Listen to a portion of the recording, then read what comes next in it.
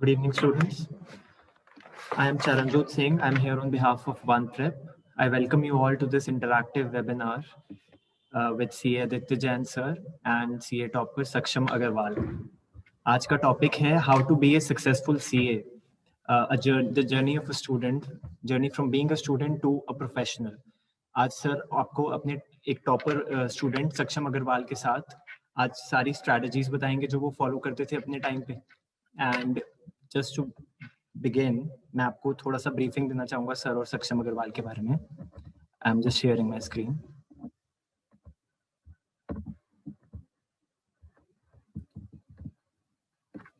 जैसे कि हम सबको पता ही है, सी Aditya Jain sir is also known as the finance guru. He is the most famous faculty for SFM in India, and he's considered as one of the best faculty as states there.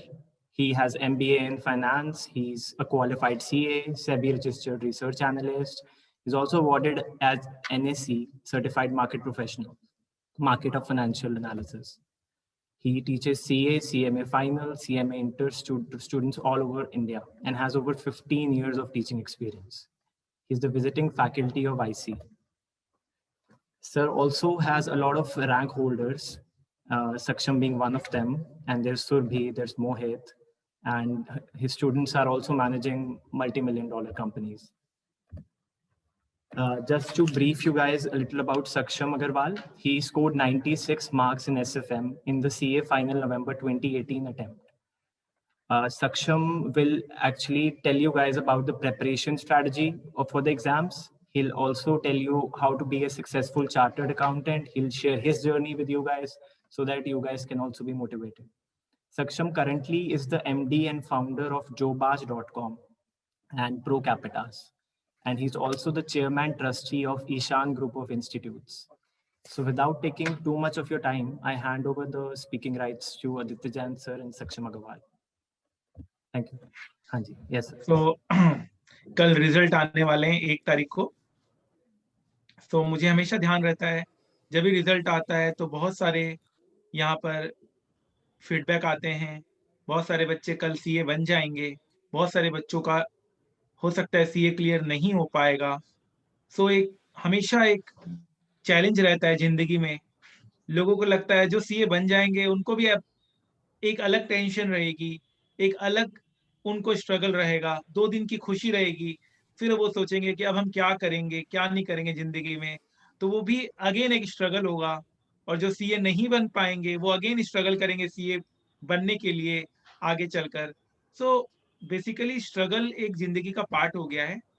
लेकिन जब भी हम लोग बोलते हैं कि कोई डॉक्टर की डिग्री करता है, कोई एमबीए की डिग्री करता है या कोई इंजीनियर की डिग्री करता है, तो वो कहता है कि भैया तुम क्या कर रहे हो? कहता है मुझे इंजीनियर बनना है, मुझे डॉक्टर बनना है.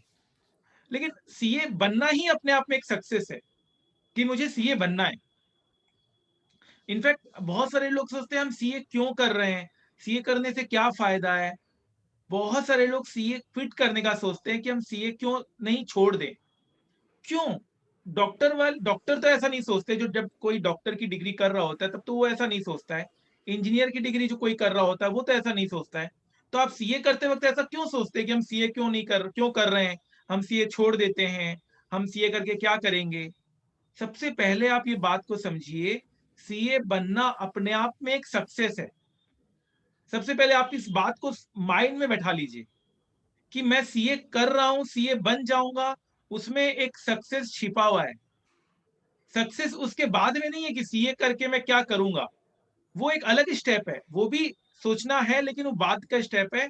पहले आप सीए कर रहे हैं, बहुत बड़ी बात है. मेरा सबसे बड़ा ये एक रोल रहता है कि मेरे पास इतने सारे क्वेरी आते हैं, 10 में से 4 क्वेरी ऐसे होते हैं जो वो डिससेटिस्फाइड होता है, सीए कोर्स से खुश नहीं है. वो बच्चा बोलता है सर हम छोड़ रहे हैं, मुझे कुछ और करवाइए, मैं फाइनेंस में जाना चाहता हूँ, मैं स्टॉक मार्केट में जाना चाहता हूँ. मैं कह रहा हूँ ठीक है, सब कुछ अच्छी बात है, लेकिन आप पहले अपना जो बेसिक कोर्स है, जो डिग्री है, वो तो लीजिए, आप उसको मत छोड़िए. तो सबसे पहले मैं आप लोगों को ये सेशन 2 पार्ट में डिवाइड करूंगा. एक एज ए स्टूडेंट और then after student journey of a professional. तो पहले एज ए स्टूडेंट आप लोगों को सबसे पहले ये समझना है कि सीए करना ही अपने आप में एक बहुत बड़ी बात है, और कभी-कभी सेटबैक लगता है, कोई नहीं, सेटबैक के बाद आप फिर से 6 महीने बाद तैयारी करके दीजिए, उसमें तो कोई बात नहीं है, प्रोफेशनल एग्ज़ाम्स हैं, सारे लोग पास नहीं हो सकते हैं, तो आप उसके बाद फिर से तैयारी कीजिए। आप और मेहनत करिए, कोई दिक्कत नहीं है। मैं इतने सारे लोगों को जानता हूँ, जो पहले अटेम्प्ट में सीए क्लियर नहीं भी कर पाए और आज वो करोड़ों-करोड़ों रुपए का व्यापार चला रहे हैं, करोड़ों-करोड़ों रुपए की कंपनी को मैनेज कर रहे हैं। आज उनकी सैलरी लाखों में है और बहुत अच्छा वेल टू डू वो काम कर रहे हैं। मतलब एक मैं अभी मुझे एक स्टूडेंट का पता चला, वो अमेरिका में वो काम कर रहा है और उसने इतना अच्छा उसने प्रोफाइल बना लिया है कि अब अमेरिका में वो घर खरीदने का सोच रहा है, वॉशिंगटन में वो घर खरीदने का सोच रहा है। कितनी बड़ी बात है, आप सोचिए। एक मिडिल क्लास फैमिली से निकला हुआ एक एक स्टूडेंट आज अमेरिका में घर खरीदने का सोच रहा है और बहुत अच्छी कंपनी को मैनेज कर रहा है। तो सीए अपने आप में एक सक्सेस की जर्नी है। As a student please demoralise मत होइए। मेरे पास बहुत सारे एग्ज़ाम्पल हैं। सबसे पहला एग्ज़ाम्पल, मैं इधर-उधर क्यों जाऊँ, सक्षम मेरे सामने बैठा है। सक्षम मेरा बहुत ही मतलब एक चहीता स्टूडेंट रह चुका है और उसको फाइनेंस में बहुत अच्छी नॉलेज थी। वो हमेशा सीए करते वक़्त उसे भी बहुत सारे स्ट्रगल्स फेस करने पड़े। बहुत सारे उनके लाइफ़ में प्रॉब्लम्स आई। उनका एग्ज़ाम का रिज़ल्ट भी विथहेल्ड कर दिया गया था। इन्होंने इतनी ठोकरें खाई और आज भगवान इन्हें छप्पड़ फाड़ कर दे रहा है। जो जो ठोकरें खाता है ना, वही आगे चलकर इंसान बनता है और उसे आगे कामयाबी मिलती है। तो मैं सक्षम से एज़ ए स्टूडेंट उनकी जर्नी पूछना चाहूँगा, ताकि वो आप लोगों को मोटिवेट कर सके। और सक्षम ने अपने अटेम्प्ट में उस वक़्त का हाईएस्ट स्कोरर रहा था, वो एसएफएम का। And trust me, paper was a bit difficult. मुझे ऐसा लग रहा था कि बच्चों को कैसे मार्क्स मिलेगा, कैसा नहीं मिलेगा। लेकिन मेरे सारे स्टूडेंट्स ने अच्छा किया और उन सब में से अच्छा सक्षम ने इतना अच्छा परफ़ॉर्म किया कि प्राउड फील होने लगा कि नहीं, एक ऐसा स्टूडेंट जिनको सारे फाइनेंस के कॉन्सेप्ट क्लियर हैं।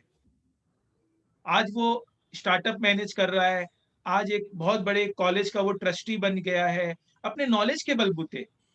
नहीं तो सक्षम आज भी स्ट्रगल करता अगर वो सीए नहीं बन पाता तो। तो मैं चाहूँगा कि सक्षम अपने जर्नी को हाइलाइट करें एंड देन फिर हम उनके प्रोफेशनल जर्नी के बारे में जाएँगे। पहले एज़ ए स्टूडेंट आपको गाइड करें, ताकि सक्षम एक रोल मॉडल है हमारे पास और इनके स्ट्रगल से हमें बहुत कुछ सीखने को मिलेगा। सक्षम, प्लीज़ आप अपने श्योर जर्नी के सर। बारे में बताएँ। Thank you so much sir. So guys, इस वेबिनार का हमारा थीम है how to be a successful chartered accountant. But to begin with, मेरे और सर के पास काफी सारे क्वेरीज आई थी बच्चों की। वो ये जानना चाहते थे कि सक्सेसफुल चार्टर्ड अकाउंटेंट तो ठीक है, हम लोग क्या प्रिपरेशन स्ट्रैटेजी अडॉप्ट करें जिससे कि हम अच्छा मार्क्स स्कोर कर पाए। सो गाइस, मैं आपको ब्रीफ में अपनी एक प्रिपरेशन स्ट्रैटेजी शेयर करता हूँ। मैंने कैसे एसएफएम में और सब्जेक्ट्स में एसएफएम प्लस और सब्जेक्ट्स में अच्छा स्कोर किया। सो गाइस, एक टेंडेंसी होती है हमारी ह्यूमन ब्रेन की, over a period of time हम लोग चीजों को भूल जाते हैं। जब हम लोग जब क्लास में पढ़ रहे होते हैं, हमें कॉन्सेप्ट सारे अच्छे से आ रहे होते हैं और हम लोग सॉल्व कर पाते हैं सारे क्वेश्चंस को। बट वो सेम कॉन्सेप्ट जब हमारे एग्जाम में आते हैं तो हम अच्छा परफॉर्म नहीं कर पाते। सो गाइस, इसका एक ही रीजन है कि brain over a period of time चीजों को भूल जाता है। So what is the solution guys? इसका सिर्फ एक ही सॉल्यूशन है, जो कि है रिवीजन। अगर आप प्रॉपर रिवीजन करें और प्रॉपर नोट्स बनाएं। अब बात आती है कि ठीक है, हम लोग रिवीजन कितनी बार करें? तो गाइस, इसका कोई आंसर नहीं है, फिक्स आंसर। किसी स्टूडेंट के लिए 1 या 2 रिवीजन अच्छे हो सकते हैं, या किसी स्टूडेंट को 4 रिवीजन के बाद भी लगता है कि कॉन्फिडेंस नहीं आ रहा है सब्जेक्ट में। बट गाइस, एक स्ट्रेटेजी है जो मैंने फॉलो करी, आप भी ट्राई करके दिखेगा, हो सकता है आपको भी वो हेल्प करे। तो गाइस, जैसे हम लोग स्टार्ट में जब हम लोग स्टार्टिंग में सबसे फर्स्ट रिवीजन कर रहे होते हैं, तो we have ample amount of time. मतलब क्योंकि एग्जाम 2 या 3 साल बाद होता है, हमारे पास बहुत सफिशिएंट टाइम होता है। तो मैं सजेस्ट करूंगा कि आप 100% क्वेश्चंस कवर करें। अगर एसएफएम की बात करें हम लोग सब्जेक्ट की, या औरों में भी आप सब्जेक्ट में एप्लीकेबल कर सकते हैं। तो अगर जब आप फर्स्ट टाइम रिवीजन करें तो आप 100% अपने कॉन्सेप्ट करें और सारे क्वेश्चंस को प्रैक्टिस करें। बट बात आती है नेक्स्ट रिवीजन की। जब रिवीजन नेक्स्ट टाइम आता जाता है तो हमारे पास ड्यूरेशन बहुत कम होता है, हमारे पास टाइम कम होता है, and ultimately in the final exam we have only 1.5 days। तो गाइस, उसमें आपको क्या करना है, जब आप पहले टाइम रिवीजन कर रहे हो तो आप जो क्वेश्चंस इजीली सॉल्व करवा रहे हैं उन्हें जाने दीजिए, जो आप क्वेश्चन सॉल्व नहीं कर पा रहे हैं, जिनमें आपको आंसर की हेल्प लेनी पड़ी है, उसमें आप एक स्टार मार्क करें। अब ऐसे दूसरे रिवीजन में आपके पास होंगे पहले जिसमें आपने स्टार मार्क करा होगा, अब आप दूसरे रिवीजन में आप दूसरा स्टार मार्क करें। इससे you will narrow it down to 80 to 100 question if we talk about SFM। तो जब एग्जाम पे आते आते आपके पास 100 अप्रोक्सीमेटली 100 क्वेश्चंस होंगे जो कि सारे चैप्टर्स से होंगे। तो जब मेरा मानना ये है कि आप 1.5 दिन में आराम से 100 क्वेश्चन सॉल्व कर सकते हैं। पूरा सॉल्व नहीं करना है, मतलब पूरा जितना आप सॉल्व कर पाए, मतलब एक तरीके से पूरा आइडिया ले रहे हैं। तो जब आप 100 क्वेश्चंस को सॉल्व कर लेंगे तो आपके पास पूरा कॉन्फिडेंस होगा, आपके पास पूरे सब्जेक्ट की ग्रिप होगी, और आप डेफिनेटली अच्छा, जब आपके पास कॉन्फिडेंस होगा, आपको लगेगा मैं पूरा रिवाइज कर चुका हूं, तो आप एग्जाम में बहुत अच्छा स्कोर करेंगे। अब बात आती है नोट्स की। तो हम लोग नोट्स को कैसे मैनेज करें? अब कुछ काफी बच्चे ये पूछते हैं कि जैसे एसएफएम है, एसएफएम तो एक थ्योरी सब्जेक्ट नहीं है, तो उसकी हम लोग नोट्स कैसे प्रिपेयर करें? ऑब्वियसली फॉर्मुलाज तो उसमें रहेंगे, सर के नोट्स बहुत डिटेल्ड होते हैं, आप एग्जाम के टाइम पे उनको थोड़ा नैरो कर सकते हैं। अब जैसे फॉर्मुलाज तो ऑब्वियसली आप रखेंगे एसएफएम सब्जेक्ट में, बट जब बात आती है कुछ इंपॉर्टेंट पॉइंट की, जैसे कि आज एक पॉइंट मुझे आज भी याद है, that dividend is always calculated on the face value. और ऐसे हमें ऐसे ट्रिक करता है कि क्वेश्चन में हमेशा ऐसे वो चाहता है कि बच्चा मार्केट वैल्यू पे डिविडेंड को कैलकुलेट कर ले। तो ये छोटे छोटे पॉइंट्स अगर जब हम लोग नोट्स में लिख लेंगे और एग्जाम से एक दिन पहले जब इसको रिवाइज करेंगे, तो हमारे माइंड में वो फ्रेश रहेंगे और हम लोग अच्छा परफॉर्म कर पाएंगे, और सारे कॉन्सेप्ट्स को ध्यान में रखते हुए जब क्वेश्चन को सॉल्व करेंगे तो डेफिनेटली हमारा आंसर राइट आएगा। ये सेम चीज आप लोग थ्योरी सब्जेक्ट्स के लिए भी अप्लाई कर सकते हैं और आपको अच्छे रिजल्ट्स मिलेंगे, राइट गाइस? सो गाइस, बाकी हम लोग वापस आते हैं, ये प्रिपरेशन स्ट्रैटेजी शॉर्ट में मैंने आपको शेयर करी अपनी, बाकी आपको अच्छा लगता है तो आप अडॉप्ट कीजिएगा। दूसरा हम लोग वापस आते हैं इस क्वेश्चन पे, जो वेबिनार का हमारी थीम है, how to be a successful chartered accountant. So guys, जैसा कि सर ने बोला, मैं वही बात फिर से रिपीट करूंगा, CA is not just a degree, it's a matter of pride which you will carry whole life of yours. So guys, ठीक है, मेरे पास काफी सारे स्टूडेंट्स आते हैं जो बोलते हैं कि हमें स्टॉक मार्केट में इंटरेस्ट है, हमें कंटेंट राइटर बनना है, हमें यूट्यूबर बनना है। चलो यूट्यूबर और कंटेंट राइटर तो डिफरेंट फील्ड हो गई, बट काफी सारे बच्चे होते हैं जो कहते हैं हमें स्टॉक मार्केट में करियर बनाना है, हमें ट्रेडिंग ही करनी है। तो गाइज वो कहते हैं अब हमें सीए करने की क्या जरूरत है, हम लोग को आता है मार्केट, हम लोग स्टडी कर रहे हैं, हम लोग स्टार्ट कर रहे हैं। तो गाइज मेरा एडवाइस सबसे पहले ये रहता है, सीए डिग्री नहीं है, एक प्राइड है जो आपको पूरी लाइफ टाइम कैरी करना है और आपको उससे वैल्यू मिलेगी। पहले आप डिग्री को फिनिश कीजिए, फिर उसके बाद कुछ भी करना है, किसी भी फील्ड में जाना है, भले वो सीए से रिलेटेड हो या नहीं हो, आप किसी भी फील्ड में जाइए, but first finish your degree, right guys? So guys, अब मैं इसके साथ साथ अपनी जर्नी भी शेयर करता हूं। मैं आपको बता दूं, स्टार्टिंग से जब मेरे को कोई 4th ग्रेड में ही पूछता था what you want to be in future Saksham, तो मेरा पहला आंसर यही आता था, I want to be a successful businessman. But जब मैंने 12th फिनिश करी, मेरा सबसे पहले अपने डैड से ये क्वेश्चन था कि मुझे जब बिजनेस करनी है, आप कैपिटल लगा दो, मैं अपना बिजनेस स्टार्ट कर लेता हूं। तो उनका कहना ये था, he is also a chartered accountant, कि ठीक है जो लाइफ में करना है करो, बट पहले अपनी डिग्री खत्म करो, एक एक्सपीरियंस ले लो, एक नॉलेज ले लो, एक अपने पास एक वैल्यू क्रिएट कर लो अपनी, फिर उसके बाद आपको जिस लाइन में जाना है, जैसे भी करना है, आप कुछ भी करो और आप डेफिनेटली सक्सेसफुल होगे। सो गाइस, सबसे पहले मेरी स्टूडेंट्स और जो स्ट्रगल कर रहे हैं या जो सोच रहे हैं कि हम सीए को क्विट करने, पहले आपने, क्योंकि मेरा हमेशा से मानना रहा है, if you have started something you have to finish it, otherwise what's the point of starting it. तो अगर आपने सीए स्टार्ट किया है तो आप उसे पहले खत्म करो, फिर आपको जहां जाना है वहां जाइए, राइट? सो गाइस, अब दूसरा बात आती है कि मैंने 96 मार्क्स कैसे स्कोर करे, मेरा क्या मतलब, मैंने क्या सोचा, क्या मेरे को पॉजिटिव फैक्टर था, क्या था? तो गाइस, सबसे पहले मैं आपको बता दूं, जैसे मैंने आपको बताया, मेरा बिजनेस करने का सबसे शुरू से स्टार्टिंग से था, बट जब मैंने सर की क्लासेस स्टार्ट करी तो सर की प्रैक्टिकल अप्रोच इतनी डिफरेंट है, मतलब उनके पढ़ाने का तरीका ही काफी अलग है। तो पहले ही जब मैंने कॉन्सेप्ट सर से पढ़ा, पहले ही चैप्टर से, जैसे टाइम वैल्यू ऑफ मनी पढ़ाते हैं सबसे पहले, मेरा इतना ज्यादा इंटरेस्ट बन गया फाइनेंस में कि मैंने उस सब्जेक्ट को बहुत दिल से पढ़ा। यही रीजन था कि मेरा 96 मार्क्स आए, मैं बताऊं और कोई रीजन नहीं था। ऑल्दो वो स्ट्रैटेजी ठीक है, सब मैनेज करना, नोट्स बनाना, वो सब तो आपको सारे सब्जेक्ट्स के लिए फॉलो करना है, बट मेरा एसएफएम में एक इंटरेस्ट बन गया था। तो उसके बाद से मैं चाहता था कि मैं मार्केट में भी कुछ करूं, ठीक है मुझे बिजनेस करना है, बट साथ साथ मैं मार्केट में कुछ करूं। जब मेरे 96 मार्क्स आए, मेरे ऑल इंडिया हाईएस्ट आए, तो मैं सर से टच में आया। तो सर ने मुझे काफी गाइड किया। पहले सर ने मुझे बताया कि ठीक है मार्केट है, आप मार्केट पे काम कीजिए, बट सर ने मेरा ट्रू पोटेंशियल पहचाना। उन्होंने कहा कि अब मार्केट से हटके मुझे लगता है तुम कुछ अच्छे स्टार्टअप्स भी कर सकते हो। सर ने पूरी मेंटरशिप दी। सर की एक टीम है जो पूरा आइडियाज पे काम करती है, उन आइडियाज पे सजेशन देती है, लीगल कंप्लायंसेस के बारे में गाइड करती है। फिर वो सारी गाइडेंस की वजह से आज मैं अपने 2 सक्सेसफुल स्टार्टअप रन कर रहा हूँ। Touch wood guys. So guys, हम लोग, मैं और अजय सर मिलके, और हमारी काफी बड़ी टीम है, अब काफी बड़ी टीम हो गई है 2 सालों में, हम लोग और नई नई फील्ड्स को एक्सप्लोर कर रहे हैं। जैसे अभी रिसेंटली हम काम कर रहे हैं टेक्नो फाइनेंस पे। अब जब जैसे मैं हम लोग हायरिंग इंडस्ट्री से हैं, जैसे आपने बताया चलन है कि मैं jobs.com का फाउंडर हूँ, तो हायरिंग इंडस्ट्री में हम देख रहे हैं नई नई जॉब्स क्रिएट हो रही हैं जो हम लोग कभी सोच भी नहीं सकते थे। अब जो बड़ी बड़ी कंपनीज हैं, जैसे इवन PwC जो कि कंसल्टेंसी फर्म है, वो डिमांड कर रही है कि अगर चार्टर्ड अकाउंटेंसी के साथ आपके पास कुछ एडिशनल स्किल है, आपको कंप्यूटर लैंग्वेज आती है पाइथन और आर, तो आपको बहुत हायर पैकेज मिल सकता है। क्योंकि ऑडिट टैक्सेशन ठीक है अपनी जगह है, आपको उसमें काम करना है, उसमें भी किए, बट नई नई चीजों को आप एक्सप्लोर करिए। तो मैं और सर उस पर काम कर रहे हैं। टेक्नो फाइनेंस पे हम लोग काफी सारे कोर्सेज डेवलप कर रहे हैं जिसमें टेक्नोलॉजी को और चार्टर्ड अकाउंटेंट फाइनेंस को मिला के एक डेडली कॉम्बिनेशन बनाने की कोशिश कर रहे हैं, राइट गाइस। सो गाइस, हम लोगों ने ओवर अ पीरियड टाइम एक काफी बड़ी स्टार्टअप कम्युनिटी बिल्ड कर ली है और हम लोग उस पर काम कर रहे हैं। आप हमारे साथ जुड़िए, आपके पास कुछ आइडियाज हैं, आपके पास कुछ प्लान्स हैं, हमारे पास लेके आइए। डेफिनेटली पूरी की पूरी गाइडेंस आपको मिलेगी और आप भी सक्सेसफुल अपने स्टार्टअप रन कर सकते हैं फ्यूचर में। सो गाइस, अब जब जैसे एक स्टार्टअप का मैं एक पॉइंट और रखना चाहूंगा कि जब भी स्टार्टअप की बात आती है हमारे दिमाग में दो ही प्रोफेशन सबसे आगे आते हैं, first is engineers and second is MBAs। जब सीए की बात आती है तो सीए लोग काफी पीछे हैं स्टार्टअप से। उसका मेन रीजन यही है कि हमारे पास कॉलेज नहीं है, but that can't be an excuse. अगर आप कुछ चाहते हो, कुछ करना चाहते हो, तो आप एक्सप्लोर करो, आप रिसर्च करो। अब तो खैर सर ने भी इतने बड़े स्टेप्स लिए, स्टार्टअप कम्युनिटी डेवलप की है, हम लोग आपको पूरी गाइडेंस देंगे और पूरी हेल्प करेंगे। तो मेरा मानना यह है कि सीईओ को भी और एक्टिव होना पड़ेगा, क्योंकि हमसे ज्यादा नॉलेज किसी के पास नहीं होती। हमें अकाउंटिंग आता है, हमें टैक्सेशन आता है, हमें ऑडिट आता है, हमें कौन सा सब्जेक्ट नहीं आता। ऑल्दो माना थोड़ा टेक्निकल फील्ड में हम लोग पीछे हैं, बट वो भी आप लोग मेहनत से ओवरकम कर सकते हैं, जैसे हम लोगों ने किया अपने स्टार्टअप में, right guys. So guys, to conclude all my points, मैं आपको बता दूं जो आज की थीम है, how to be a successful chartered accountant. So guys, success क्या है? अगर मैं बोलूं कि सक्सेस क्या है, आप कैसे डिफाइन करेंगे सक्सेस को?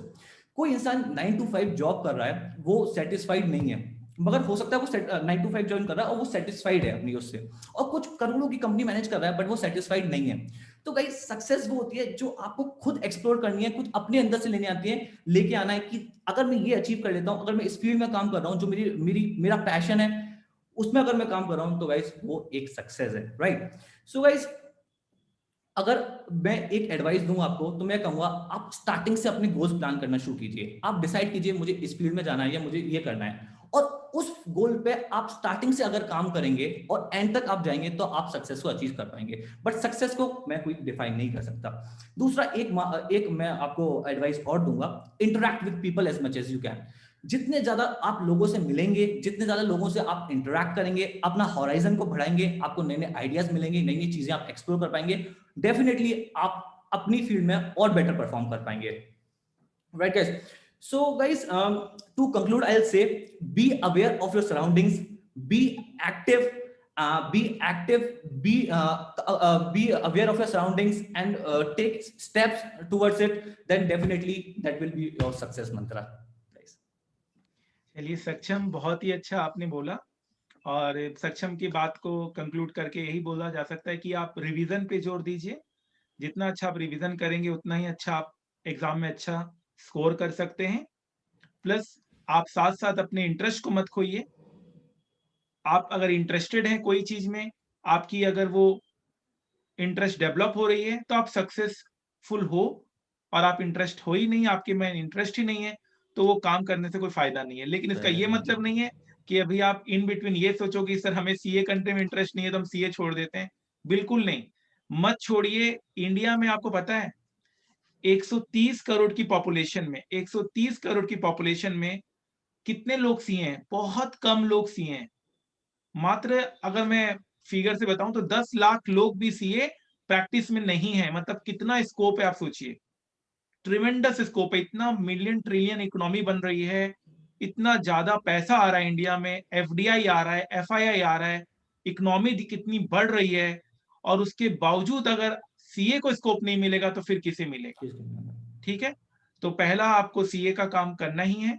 और जब आपने पढ़ाई की कोचिंग की बात की, तो मैं सक्षम से पूछना चाहूंगा कि आपके टाइम पे कोचिंग का क्या प्रॉब्लम रहता था आपको, और अब जो वन प्रेप जो हम लोगों को एक वेन्यू दे रहा है, एक वेंचर दे रहा है, तो उसमें आपको क्या डिफरेंस लग रहा है, प्लीज आप बताएंगे इसके बारे में। बिल्कुल बिल्कुल सर। सबसे पहले टू बिगिन विद मैं आपको, जैसे मैंने एक पॉइंट ये रह गया, मैं आपको इसमें और ऐड कर देता हूँ। जब भी आप आर्टिकलशिप करिए, आप किसी भी फील्ड में आर्टिकलशिप कर रहे हैं, आप टैक्स में कर रहे हैं, ऑडिट में कर रहे हैं, ऑल्दो आपको फ्यूचर में फाइनेंस में भी जाना हो, बट आप जो भी उस टाइम सीख रहे हैं आप डेडिकेटली सीखिए, आप कभी डमी आर्टिकलशिप नहीं लीजिए। क्योंकि जो आपको ऑफिस में लाइव, हमारे सी करिकुलम का सबसे बड़ा एडवांटेज यही है, प्लस पॉइंट यही है कि आपको वो लाइव एक्सपीरियंस देता है। बाकी सब जो एमबीएस वगैरह है वो बाहर इंटर्नशिप ढूंढते हैं, हमारे तो करिकुलम का ही पार्ट है एक इंटर्नशिप, वो भी 3 साल की। तो गाइस जब आपको 3 साल का इंटर्नशिप करने का मौका मिले तो आप बिल्कुल डेडिकेटली कीजिए। आप किसी भी फील्ड में काम कर रहे हो, ऑल्दो आपको बाद में अपनी फील्ड चेंज करनी हो, बट आप डेडिकेटली काम कीजिए, आप कभी आर्टिकलशिप डमी नहीं कीजिए। तो ऐसी मैंने अपनी आर्टिकलशिप बिल्कुल डेडिकेटली करी थी। मैंने डमी आर्टिकलशिप नहीं ली थी। स्टार्टिंग मैंने पीडब्ल्यूसी बॉम्बे से करी थी, फिर मैंने एएसएन एसोसिएट्स गुड़गांव में अपनी बाकी आर्टिकलशिप खत्म करी। तो गाइस उसमें एक प्रॉब्लम पढ़ते टाइम मुझे सबसे ज्यादा याद आता कि उसको जो हमारे ऑफिस के टाइमिंग्स होते थे 10 to 6 होते थे। अब हमें सेंटर्स पे जाना पड़ता था। 6:30 टू अराउंड 9:30 में क्लास होती थी, फिर क्लास खत्म करती हमें डायरेक्ट अब अपने ऑफिस में जाना पड़ता था। पहली प्रॉब्लम ये आती थी। दूसरी, कुछ टीचर्स पेन ड्राइव पे अवेलेबल थे उस टाइम पर और कुछ टीचर्स नहीं भी थे। तो जो पेन ड्राइव में भी अवेलेबल थे उनके अपने अलग अलग सॉफ्टवेयर्स होते थे, इतने सारे सॉफ्टवेयर्स डाउनलोड करने थे, काफी सारी डिफिकल्टीज फेस करनी पड़ती थी। और सबसे बड़ा मेजर था कि कुछ टीचर्स तो पेन ड्राइव पे भी अवेलेबल नहीं थे और हमें वो उन टीचरों की क्वालिटी की वजह से हमें सेंटर पे जाना पड़ता था। इवन सर की क्लासेस भी मैंने अपने गुड़गांव सेंटर से ही ली थी। तो गाइस मैं हमेशा सोचता था कि एक प्लेटफॉर्म ऐसा हो जहां पे हमें सारे रिसोर्सेज एक साथ मिल जाएं। नोट्स की भी बात करूं तो नोट्स में भी बहुत प्रॉब्लम होती थी, हमें एक जगह सारे नोट्स नहीं मिलते थे, जगह जगह से कंपाइल करने पड़ते थे। कोई क्लासेस मिस हो जाती थी तो हमें दूसरे स्टूडेंट से नोट डाउन करने पड़ते थे। तो गाइस हमेशा मैं चाहता था, मैं खुद भी चाहता था कि मैं और सर से डिस्कस करूं फ्यूचर में। जब मैं आया था स्टार्टअप्स की बात चल रही थी कि कुछ हम एक ऐसा प्लेटफॉर्म लॉन्च करें जहां पे सारे रिसोर्सेज, सारी क्लासेस एक साथ चल पाए। तो I think OnePrep has bridged this gap and it will help CA students a lot in the future. आप भी ट्राई करके देखिए, आपको भी काफी हेल्प मिलेगी इससे।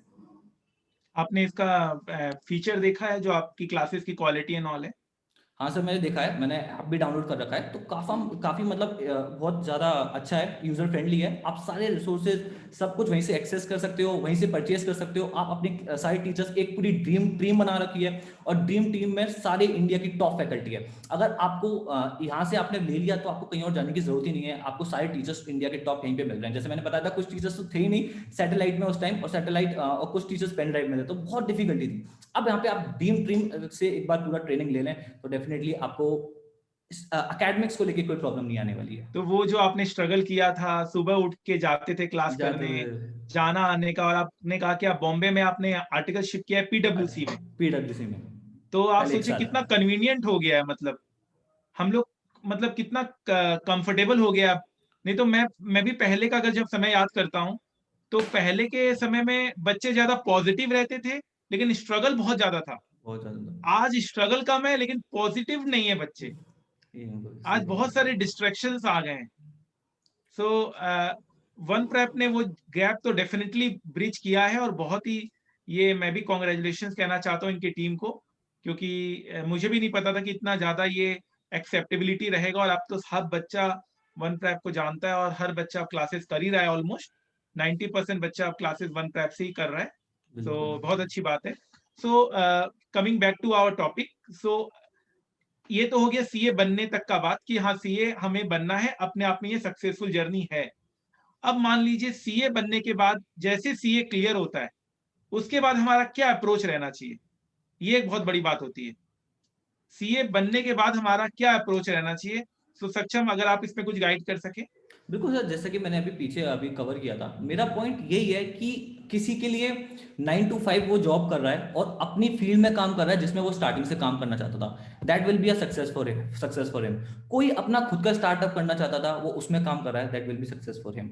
अगर कोई ने सीए खत्म कर ली, बट मैं कुछ जानता हूँ एक दो बहुत बड़े सोशल मीडिया इन्फ्लुएंसर्स हैं जो चार्टर्ड अकाउंटेंट हैं और आज से उससे पूरी जो उनका मेजर सोर्स ऑफ इनकम है वो सोशल मीडिया इन्फ्लुएंसिंग से है, उसी से एडवर्टाइजमेंट के थ्रू पैसा कमाते हैं।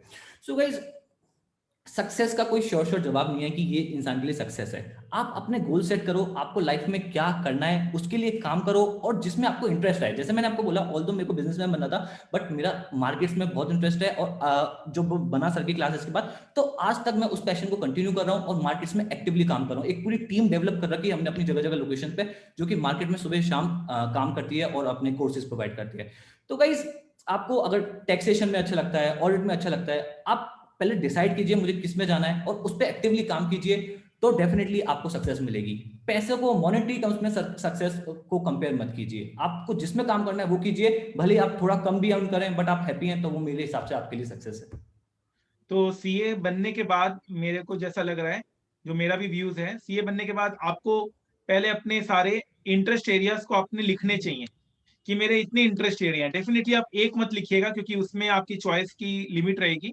जैसे आप सीए बन जाते हैं, आप अपने सारे इंटरेस्ट एरिया लिखिए, स्टॉक मार्केट लिखिए, टैक्सेशन लिखिए, ऑडिट लिखिए, जो जो आपने काम किया और जहां जहां आपको इंटरेस्ट रहा है, ठीक है। और जब सीए बनने के बाद और इंटरव्यू में कम से कम 1-2 महीने का गैप रहता है, क्योंकि वो कैंपस में आप बैठते हैं तो 1-2 महीने का गैप रहता है। उस 2 महीने में अपने जो स्किल्स हैं उसको बहुत ज्यादा स्ट्रॉन्ग कर लीजिए, बहुत ज्यादा स्ट्रॉन्ग कर लीजिए। मान लीजिए आपको स्टॉक मार्केट का नॉलेज है तो उसको इतना ज्यादा डीप में चले जाइए। कभी कभी क्लासेस में हम डीप में नहीं जा सकते हैं, कभी कभी एग्जाम के टाइम पे हम लोग ये नहीं सोचते हैं कि भैया अभी बस क्लियर करना है। 2 महीने का जो टाइम है ना उसमें इतना डीप में चले जाइए, इतना ज्यादा उसमें एकदम कंसंट्रेट कर लीजिए कि अब आपके रग रग में वो एकदम माइंड में चला जाए कि भैया अब इसके अलावा तो कुछ करना ही नहीं है। इंटरव्यू भी आप फिर उस बार बार आप एक चीज के बारे में सोचेंगे ना तो आपको इंटरव्यू में भी आपको उसका इफेक्ट मिलेगा। और हर कंपनी में एक डिपार्टमेंट होता है, हर कंपनी में ट्रेजरी डिपार्टमेंट होता है, हर कंपनी में एक स्टॉक मार्केट का एक डिवीजन होता है। बड़ी बड़ी एमएनसी की बात कर रहा हूं। तो आप देखिएगा स्टार्टिंग में बच्चा ही बोलता है कि सर हमें वो अपना फील्ड वाला काम नहीं मिल रहा है। कोई दिक्कत नहीं है, आपका जो इंटरव्यू, आपका जब रेज्यूम बनेगा, आपका जो इंटरव्यू होगा उसमें आप इस चीज को बताइए कि मेरा कोर इंटरेस्ट ये है और मुझे इसका हर चीज आता है।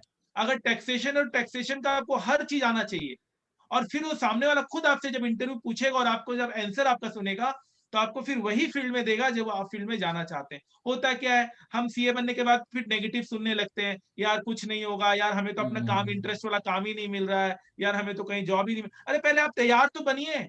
आप तैयार, आपने 2 किताबें पढ़ ली और आप चैंपियन बन गए, ऐसे थोड़ा होता है। आपको डिटेल में जो डीप स्टडी होता है वो आपने नहीं किया, आपने सिर्फ पास होने के लिए पढ़ाई की है अभी तक। तो जो आप करियर बनाने के लिए पढ़ाई अलग करना होगा, वो 2 महीना इनफ है। एग्जाम, अच्छा एक चीज और, मैं रिजल्ट आने के बाद की बात नहीं कर रहा हूँ, एग्जाम देने के बाद की बात कर रहा हूँ। एग्जाम देने के बाद मान लीजिए आप क्लियर हो जाते हैं, तब भी आपके पास कम से कम 4 से 5 महीना रहता है। 5 महीना में आप किसी भी फील्ड में चैंपियन बन सकते हैं अगर उस फील्ड में आपने अपना पूरा कंसेंट्रेशन दे दिया तो। ठीक है, फाइन। और डिटेल स्टडी कैसे करें, आज हर टॉपिक के ऊपर हजारों हजारों किताब है, हजारों हजारों रिसर्च है। आज पहले के समय में अगर ऐसा क्वेश्चन आता तो मैं सोचता कि हाँ डेफिनेटली कुछ दिक्कतें हैं। आप अगर मुझसे मांगोगे, मेरे पास स्टॉक मार्केट की 100 किताबें हैं, 100 किताबें। आप एक एक शुरू करोगे ना तो 3-4 महीने लग जाएंगे खत्म करते करते। तो आप किसी भी टैक्सेशन का ले लीजिए, ऑडिट का, कोई भी फील्ड में चले जाइए। बस आपको आपको क्या करना है, आपको एकदम अपना जो टाइम है वो मैनेज करना है। एग्जाम होने के बाद का टाइम मैनेज वेस्ट मत कीजिए। यहाँ जब लॉकडाउन हुआ था, जब कोरोना वायरस के केस में भी मैंने बहुत सारे बच्चों को जानता हूं जिन्होंने अपना टाइम कंप्लीट वेस्ट किया, और कुछ ऐसे बच्चों को भी जानता हूं जिन्होंने अपना टाइम यूटिलाइज किया और आज वो दूसरों से बहुत आगे निकल चुके हैं। तो डिफरेंस है आपकी टाइम पे कि आप कितना टाइम यूज कर रहे हो, कितना क्या क्या कर रहे हो। ठीक है। और एक बात और जो मुझे ध्यान आई है चैट बॉक्स पढ़कर, कि अपने वीक पॉइंट्स को लिखो। अपने वीक पॉइंट्स को लिखो। अगर आपकी इंग्लिश स्ट्रांग नहीं है, if your English is not strong, then you make it strong by reading a lot of English literature, English newspaper, English, you must see English movies, English music, you must listen English music, everything। मतलब आपको English में हर चीज आना चाहिए, everything you must know. अगर आपको investment banking में जाना है तो आप उस इन्वेस्टमेंट बैंकिंग के हर एक कंपनी को आइडेंटिफाई कीजिए कि इंडिया में ये सारे इन्वेस्टमेंट बैंकिंग कंपनी है, इसमें मुझे जाना है, इसमें मुझे इंटरव्यू देना है, इसमें क्या स्किल्स होते हैं ये देखना है। हर चीज आपके हाथ में है और everything is available. Time waste मत कीजिए। बस अभी तो एक ही है कि आपको अपना सीए क्लियर करना है और उसके बाद आपके पास एम्पल टाइम है अपनी जिंदगी में सक्सेस पाने के लिए। तो सक्सेस आपके हाथ में है और ये कहीं नहीं है। कल भी जैसे रिजल्ट आता है तो बहुत सारे स्टूडेंट्स वापस तैयारी करेंगे, हो सकता है रिजल्ट अच्छा नहीं आए, और हो सकता है रिजल्ट आते ही फिर वो अपने आगे करियर की ओर जाएंगे। दोनों में ही स्ट्रगल है, दोनों में ही स्ट्रगल है।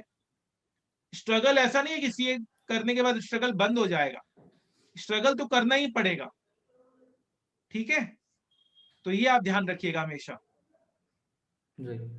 और सक्षम, मैं आपसे एक चीज जरूर पूछना चाहूंगा कि आपने क्या ये सोचा था एसएफएम में जब एग्जाम दिया था कि आप 96 लाने के लिए पढ़ाई कर रहे हैं, या आपने ये सोचा था कि मेरे को सारे कॉन्सेप्ट क्लियर होने चाहिए, मेरा रिवीजन अच्छा होना चाहिए? राइट मैं हर सब्जेक्ट के लिए मैंने अपनी प्लानिंग करी थी, जैसे मैंने बताया अपनी स्ट्रैटेजी के हिसाब से। और मैंने बस एसएफएम का मेरा स्कोर करने का टू बी ऑनेस्ट यही रीज़न था कि मुझे उस सब्जेक्ट में इंटरेस्ट था और मैं उसको बहुत ज़्यादा अच्छे से पढ़ रहा था बस। और मैंने पूरा स्टार्टिंग से मेरा इंटरेस्ट बन गया था और मैं सोचा था कि मुझे आगे फाइनेंस में ही करियर बनाना है apart from being a businessman. तो गाइस बस यही रीज़न था और मैं प्रैक्टिस करता रहा और मेरा इतना अच्छा स्कोर आया था। ऑल्दो मैंने एक्सपेक्ट नहीं किया था, मैं ठीक है एक्सपेक्ट किया था, मेरा एग्जाम अच्छा हुआ था, मैं सोचा ठीक है 75 प्लस आ सकता है मेरा, बट 96 ऑल इंडिया हाईएस्ट मैंने एक्सपेक्ट नहीं किया था। बट मैंने उस सब्जेक्ट को क्या, मैं सारे सब्जेक्ट्स को बहुत अच्छे से पढ़ा था, बट उसकी एक प्रैक्टिकल अप्रोच को मैंने ज्यादा फॉलो किया था एसएफएम में, तो मेरा इतना अच्छा स्कोर आया। दूसरा गाइस मैं एक पॉइंट और सर ने जो रखा वो मैं इलैबोरेट और एसएफएम में मार्क्स अच्छा आने का रीजन भी यही है कि आगे चलकर आप फाइनेंस का करियर चूज करा आपने, राइट आपको कॉन्फिडेंस आ गया। कॉन्फिडेंस आ गया। अब जैसे मैं बोल रहा हूँ ना कि मेरा एक उस फील्ड में एक था कि मुझे करना है अब इस फील्ड में कुछ भी। अब जैसे सर बोल अपने रहे आप, हैं कि मेरा कहना है, मैं आई एम इंटरप्टिंग यू, मेरा कहना है अपने आप रास्ता मिलता रहता है। हम लोग एग्जैक्टली बहुत लंबा सोच लेते हैं, बहुत लंबा सोच लेते हैं। आज मैं अपना एग्जांपल ले रहा हूँ। मैं आज 19 साल हो गए मुझे घर छोड़े हुए, and now I am back to home. मैं अभी होम टाउन में हूँ। 19 साल का जो पीरियड है, मैं कभी सोचता हूँ तो मैंने कभी कल्पना नहीं की थी कि मैं टीचिंग कराऊंगा, मैं फाइनेंस का टीचर बनूंगा, मैं स्टॉक मार्केट में इतना अच्छा करूंगा। कभी मैंने नहीं सोचा था। मैंने बस इतना ही सोचा था कि मुझे सीए क्लियर करना है। सीए क्लियर करने के बाद मुझे फाइनेंस पे इंटरेस्ट आया, स्टॉक मार्केट में इंटरेस्ट आया। मैंने उसका प्रैक्टिकल ट्रेनिंग लिया, मैंने दूसरों को प्रैक्टिकल ट्रेनिंग दिया, धीरे धीरे कर कर अपने आप आगे बढ़ता गया। कोई भी किसी का भी एग्जांपल लीजिए, और मैंने आज तक, मैं ऑन रिकॉर्ड बोल रहा हूं, आप ध्यान से सुनिएगा, ये ऑन रिकॉर्ड है, मैंने आज तक कोई भी ऐसा सीए को नहीं देखा जो सक्सेसफुल नहीं है। मैं फ्रेशर की बात नहीं कर रहा हूं, सीए क्लियर करते ही 1-2 साल स्ट्रगल होती है, लेकिन आज मैं जितने भी सीए को देख पा रहा हूं वो सब बहुत अच्छा अर्न कर रहे हैं, बहुत अच्छे लाइफ में सेटल्ड है।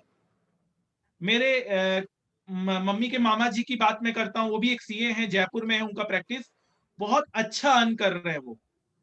मैं अपने प्रिंसिपल की बात कर रहा हूँ जहां मैं आर्टिकलशिप करता था, वो बहुत अच्छा अर्न कर रहे हैं।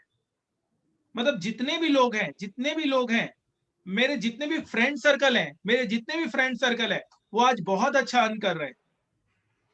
मतलब आप, और सब खुश हैं अपने जिंदगी में, सब खुश हैं।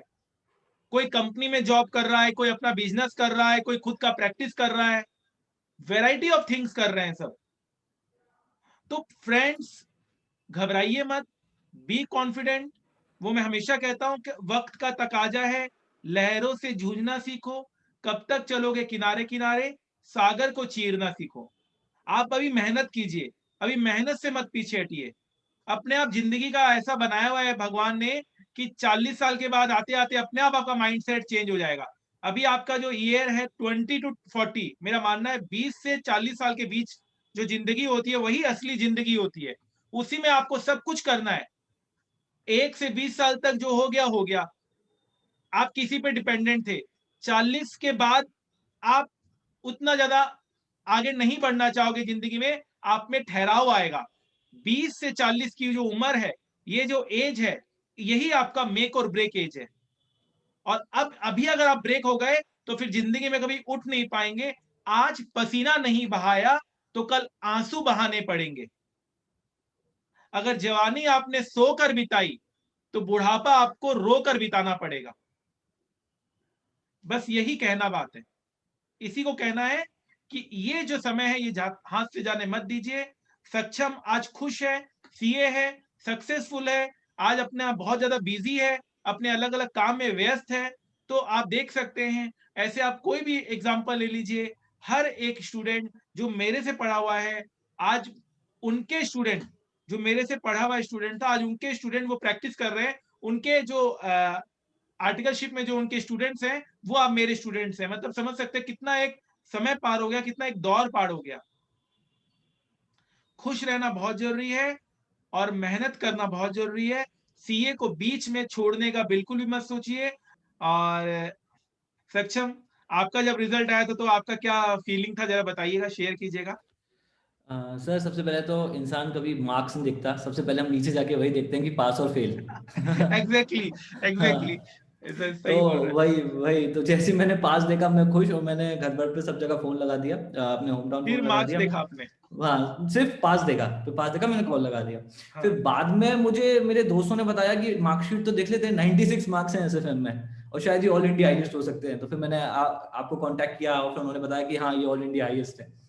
तो इस तरीके से कभी मतलब रिजल्ट का एक अलग ही फीलिंग होता है। पहले आप पास देखते हैं, फिर आप इतना एक्साइटेड हो जाते हैं, सब जगह फोन लगा दिया मैंने। फिर बाद में जाके मैं रियलाइज किया, फिर आपके साथ नेक्स्ट डे में आया था इंटरव्यू देने, और हमारा काफी डिस्कशन हुआ। मतलब पहले आप जब रिजल्ट आएगा ना, जो भी बच्चों का कल रिजल्ट है, सबसे पहले आप क्या देखोगे पता है? आप ये नहीं देखोगे मार्क्स कितना आ रहा है, आप वो पास देखोगे। वो अपने आप में खुशी की बात होती है। वो उसके बाद मार्क्स की कोई होश नहीं रहता। मैं तो इतने लोगों को जानता हूं जो रैंक होल्डर हैं, वो सिर्फ पास देखकर 1 घंटे बाद उन्होंने मेरिट लिस्ट चेक किया और तब पता चला कि वो रैंक होल्डर है। बिल्कुल तो कमाल है। मतलब ये सीए का जर्नी आपको बहुत कुछ सिखाता है, बहुत कुछ सिखाता है। ये अपने आप में एक जिंदगी है। ये आपको बहुत अप्स एंड डाउन्स दिखाता है। बहुत लाइफ में आपके प्रॉब्लम्स आए होंगे, बहुत सारे फाइनेंशियल प्रॉब्लम्स आए होंगे, फैमिली प्रेशर आया होगा। हमेशा आप जब जाते होंगे, आपके पड़ोस वाले वही पूछते होंगे, आपका आपके जो बेटे बेटियां हैं वो सीए कब बनेंगे, अभी तक सीए ही कर रहे हैं क्या? ये एक बड़ा ही इरिटेटिंग होता है जब आपके पड़ोस, आपके मौसी मौसा, बुआ भूई, मामा मामी, ये लोग कहते हैं कि आपका बेटा सीए ही कर रहा है क्या अभी तक, आपकी बेटी सीए अभी तक कर रही है। मेरा बेटा तो एमबीए कर कर अभी तक जॉब करने लगा। अच्छा, ये एक और सवाल आता है कि आप कहां से सीए कर रहे हो। ये बड़ा इरिटेटिंग लग जाता है। तो कोई बोलता है मैं आदित्य जैन सर से सीए कर रहा हूं, कोई कहता है मैं इस टीचर से सीए कर रहा हूं, कोई कहता है मैं उस टीचर से सीए कर रहा हूं। कौन से ईयर में हो सीए के, कौन सी ईयर में हो, फर्स्ट ईयर, सेकंड ईयर या थर्ड ईयर, बताओ। अच्छा, पेरेंट्स भी आजकल जनरेशन गैप है। पेरेंट्स कहते हैं बेटा दिल लगा के पढ़ाई किया करो, दिल लगा के पढ़ाई किया करो। हमेशा बच्चों को यही कहा जाता है कि दिल लगा के पढ़ाई किया करो, दिल लगा के पढ़ाई किया करो। अब पेरेंट्स को कौन समझाए कि जब दिल लगता है तो पढ़ाई नहीं होती। तो आप सोचिए। अच्छा, पापा हमेशा कहते थे बचपन से पापा हमेशा कहते थे कि बेटा सामने पड़ोस में गीता है, गीता को देख, गीता को देख, वो फर्स्ट हो गई, गीता को देख, वो फर्स्ट हो गई। बचपन से हमेशा पापा उसको ताना देते थे। बचपन से एक लड़के को पापा हमेशा यही ताने देते थे कि गीता को देख, गीता को देख, गीता को देख, वो फर्स्ट हो गई, वो फर्स्ट हो गई, वो फर्स्ट हो रही है और तुम फेल होते जा रहे हो। गीता को देख, गीता को देख। हमेशा हमेशा पापा जी हमेशा यही बोलते थे बेटा गीता को देख। अब पापा को कौन समझाए कि गीता को देख देख कर ही तो मैं फेल हो गया। तो अल्टीमेटली वो जनरेशन गैप रहेगा। अच्छा, ये भी एक बड़ी बात होती है, ये भी बड़ी बात होती है। आप लोग दिन भर थक के आते हैं, सुबह क्लास करते हैं, दिन भर आर्टिकलशिप करते हैं, रात को बैठते हैं पापा के साथ टेबल पे खाना खाने। पापा कहते हैं बेटा तेरी मेहनत देखकर मुझे यकीन है कि तुम सीए में 90% लेकर आओगे। तुमने 12th में इतनी मेहनत नहीं की थी, तुमने 12th में इतनी मेहनत नहीं की थी, तब भी तुम्हारे 80% आ गए थे। अब तुम इतनी मेहनत कर रहे हो सीए में, तुम जरूर 90% लेकर आओगे। तो आप तो थक कर आए हो, सुबह क्लास थी, दिन भर आर्टिकलशिप था, शाम को अगेन क्लास थी, रात को डिनर टेबल में पापा के साथ बैठे हैं। आपका होश उड़ गया। पापा ने कहा बेटा 90% आएगा तेरा। आपने कहा पापा 90 नहीं 100% आएगा, 100%। पापा ने बोला कि बेटा मजाक क्यों कर रहे हो। तो बेटा ने कहा मजाक शुरू किसने किया है, 90% इन सीए ओवरऑल। मतलब आप समझते हैं वर्ल्ड रिकॉर्ड हो जाएगा, वर्ल्ड रिकॉर्ड हो जाएगा। सीए में अगर आप 60% भी लेकर आ जाते हैं ना, तो आप रैंक में हैं, आप रैंक मिल जाएगा आपको। 60% में भी रैंक है सीए में। आप समझते हैं मेरी बात? तो आपको बस मेहनत करना है। कहने का मतलब है आप मेहनत करिए, आप मेहनत से पीछे मत हटिए।